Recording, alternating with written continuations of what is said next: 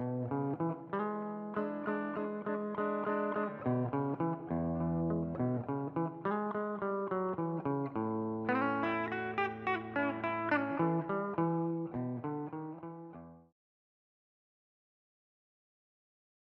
oui, très très souvent. Ah oui. Bien souvent, euh, pour le Brame, faire des bandes sonores où là, bon, je te dis, j'ai amené mon boîtier, mais bon, j'ai même pas de téléobjectif, ça sert à rien, donc et c'était pour faire des bandes sonores. Alors ça m'arrive de me promener le soir, de faire des balades vers la nuit, en allant vers la nuit, mais de nuit complètement dans la forêt ou en pleine nature, non pas trop. Par contre dans mon jardin, oui.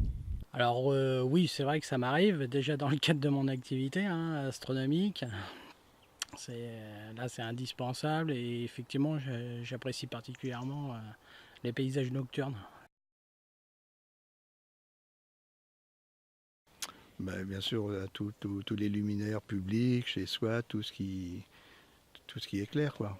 Notre petite commune, aujourd'hui, si tu veux, les distinctions, donc, c'est minuit et ça redémarre à 5 heures du matin. Et donc, dans la petite commune, au début, certains ont grincé, enfin, des grincheux un petit peu, mais aujourd'hui, on est à peu près 80% à approuver le système. En fin de compte, économie pour la commune, d'énergie, parce qu'il faut quand même la fournir. Et en plus, la pollution lumineuse est limitée. Je pense à toutes ces lumières qu'on a partout, dans les villages, dans les villes, voilà. Et puis je pense aux oiseaux, voilà, qui prennent plein les yeux tout le temps. Moi, ça me fait penser surtout, dans le cadre de l'astronomie, à ces dômes de lumière orangée qu'on voit sur les horizons, en particulier sur le secteur de Donne-Marie. On voit très bien les villes environnantes comme Provins, Montereau, qui sont pourtant très éloignées. Et pour moi, c'est ça l'impact significatif.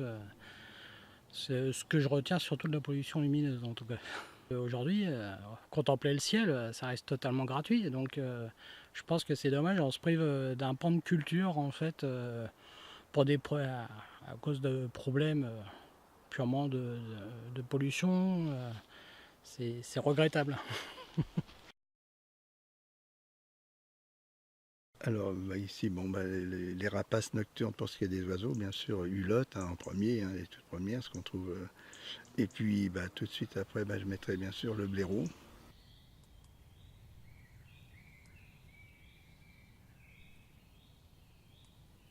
Et le renard, parce qu'ils sortent à la tombée du jour, et puis ils s'habillent dans l'obscurité, on les croise beaucoup plus la nuit que le jour.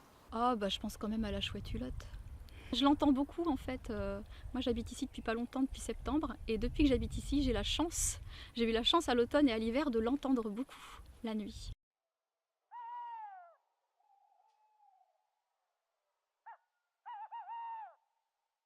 Ça m'évoque beaucoup de plaisir, de joie.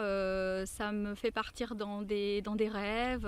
Enfin, je trouve qu'elle a un chant absolument magnifique. Hein. On se laisse emporter en fait par ce chant qui est très au lointain et qui vient vers nous. Enfin, il y a comme un chemin de la chouette vers la maison. Voilà. Pour moi, comme ça, rapidement, je dirais que c'est le hibou. J'ai déjà eu l'occasion d'en voir un en revenant justement d'une soirée d'astronomie. Ça m'avait vraiment impressionné, il était passé juste devant le pare-brise.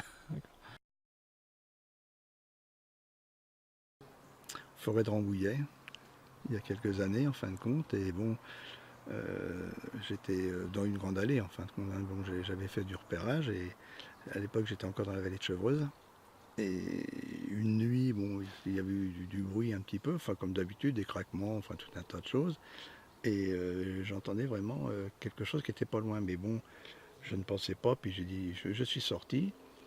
Et j'avais mon boîtier qui était encore à l'entrée du. J'ai fait le tour, à peine je suis sorti, j'ai voulu faire le tour, et quand je me suis retourné derrière mon affût, il y avait un cerf. Mais il était à 15 mètres. Et avec la tête, hein, j'aurais même pas pu avec mon boîtier, j'ai faisais que le portrait. Et il est arrivé derrière moi, et sur le coup, quoi, j'ai dit, c'est étonnant. Puis bon, je suis rentré doucement mon affût, et c'est pas que j'étais pas rassuré parce qu'il pouvait passer. Hein. Et en fin de compte, il est parti. J'ai vu un renard une fois, J'avais la petite fermeture qui était ouverte, j'étais assis, et de nuit, hein, il est passé, mais à 2 mètres de moi. Et il ne m'a pas senti. C'est bizarre, hein, alors que... Voilà. Petite, je marchais beaucoup la nuit dans le Morvan, dans une région assez très naturelle, très sauvage. Et on allait dans des grands champs au cours des balades, et on se posait la nuit au mois d'août, et on regardait les étoiles filantes. Et à chaque fois qu'on faisait les nuits et qu'on regardait les étoiles filantes, on faisait des vœux. Voilà.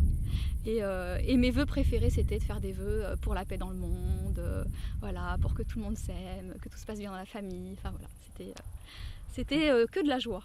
Ben, moi, je me souviens surtout, alors je me rappelle plus précisément de l'année, c'était quand on voyait la comète Hale-Bopp dans le ciel, qui était vraiment visible à l'œil nu, même à la tombée de la nuit, au crépuscule en fait. Ça m'avait vraiment marqué et pourtant à l'époque je ne m'intéressais pas forcément à l'astronomie. Jamais. Pour quelle raison? Je crois par peur, tout simplement, hein, par peur de le faire toute seule.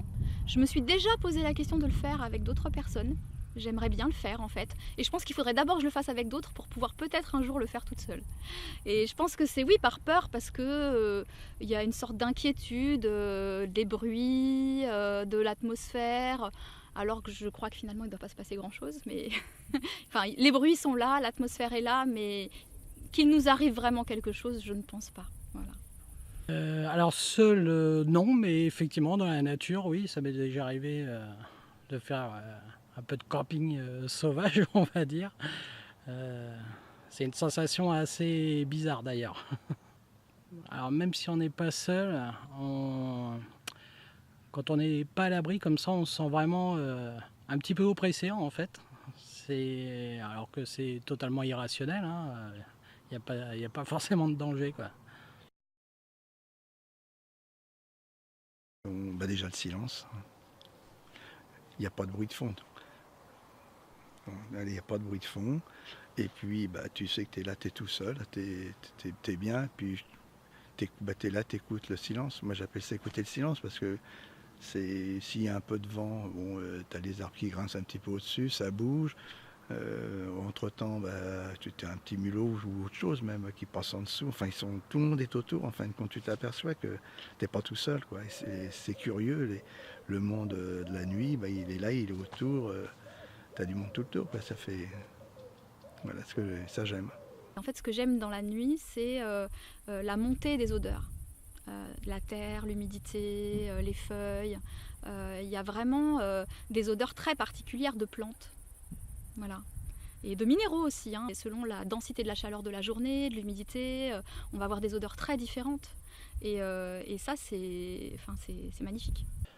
Et moi, ce que j'apprécie beaucoup, c'est surtout le silence dans la nuit. Grâce à notre activité astronomique, qui est une activité purement silencieuse en fait.